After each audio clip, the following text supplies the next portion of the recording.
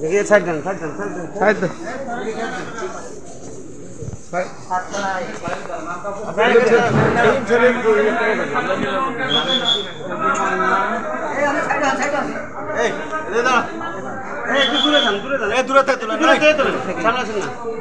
আচ্ছা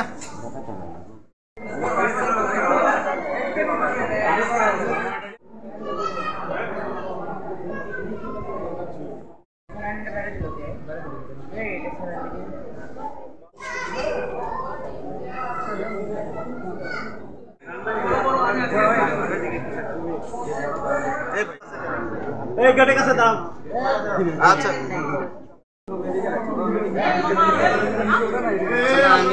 এই এই কি করছো তুমি দাও এই গেট বন্ধ করো গেট বন্ধ করো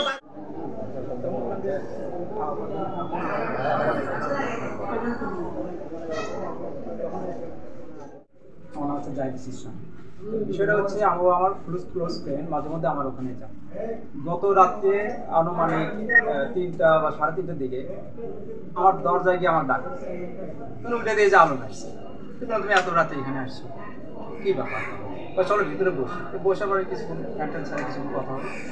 ওখানে এরিয়া মানে একটা কষ্টটা বললো যে আমার ছেলে সে চলে যায়, আমরা ওখানে এখনও ভালোবাসি, বা আমার সাথে যারা যারা আসে আমার সাথে যারা ভাইরাল হয় তারা অনেক অর্থ পায়, তারা অনেক সুনাম অর্জন করে, অথচ যাওয়ার পথে আমাকে লাথিতে চলে যায় বা আমাকে বিভিন্ন অপমান করে। এইসব ক্ষোভ আমার সাথে গল্প করে দিয়ে আমার কথা বলে আমি এখনও তাকে ভালোবাসি।